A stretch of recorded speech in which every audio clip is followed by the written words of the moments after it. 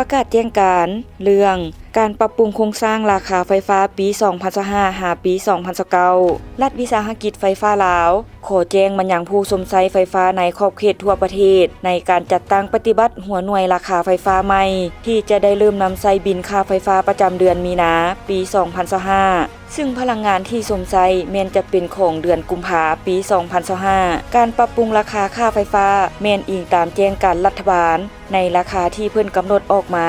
แม้นเพื่อปฏิบัติตามแจ้งการดังกล่าวของรัฐวิสาหกิจไฟฟ้าลาวให้สอดคล้องกับต้นทุนราคาไฟฟ้าหลายที่สุดซึ่งสำหรับภาคที่อยู่อาศัยโดยเฉลี่ยแม้นยังต่ำกว่าต้นทุนหมายความว่ารัฐบาลยังมีการเกื้อกูลราคาไฟฟ้าให้ภาคที่อยู่อาศัยคือเก่าแต่เกื้อกูลน้อยลงและสามารถสังเกตได้รัฐบาลมีนโยบายต่อผู้สมใช้ไฟฟ้าจำนวน488กว่าครอบครัวเรือนที่ใช้ไฟฟ้าบ่เกิน25กิโลวัตต์ต่อเดือนบ่ได้จ่ายค่าไฟฟ้าส่วนค่าบำรุงรักษาหม้อนับไฟและอากรมูลค่าเพิ่มแม่นคิดไล่ตามปกติเริ่มจัดตั้งปฏิบัติในบินค่าไฟฟ้าเดือนมีนาเป็นพลังงานเดือนกุมภาพันธ์2025เป็นต้นไปส่วนรายละเอียดรัฐวิสาหกิจไฟฟ้าลาวได้นำส่งเอกสารแจ้งการดังกล่าวให้บรรดาแผนกการองค์การแขวงเมืองบ้านทหารกองพันปกสแขวงบริษัทเอกชนและโรงแรมทั่วขอบเขตเทศบาลแขวงไชยสมบูรณ์เป็นที่เรียบร้อยแล้วใช้ไฟมาถึง25กิโลวัตต์วงจะบ่ได้คิดไล่เงินค่าเกษตรกรทานอันนี้เป็นการเกื้อกูลของทางเก่า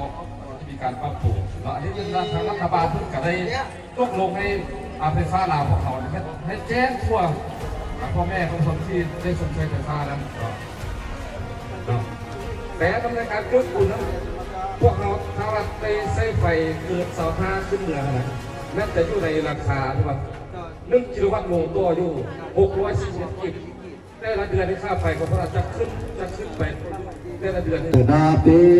นุ่นเป็นตัวเขาเชื่อกี้เขาตัวจ้าเราตัวซาตัวนายาตัวเพียยังเป็นตัวเพียตอนนี้ตรงในจบสิจบพูดตรงยืดได้เนี่ยมอโยจิมองได้เสดอเดียนุ่นนาเป้อันนี้ถูกต้องกับเรื่องการตัวจริงของไฟฟ้าลาวยุทธพัวพันอันยมังจะเรื่องรับทราบเรื่องแจ้งการต่างๆมันเป็นส่งโยนจุดคุ้งจุดกลางแล้วก็แจ้งการทางธุรโค้งแจ้งการจะส่งตามคุ้งตามกลางตามเมืองตามแขวงการตลาดการต่างๆอันนี้มาเพื่อรับทราบหรืออีกบึงวอร์ยจุดทางซื้อสังคมออนไลน์ก็ถึงที่ปลายได้บทที่ดีวันที่กดโดดเย็นโมโดกดที่นั่นก็เพื่อซาใน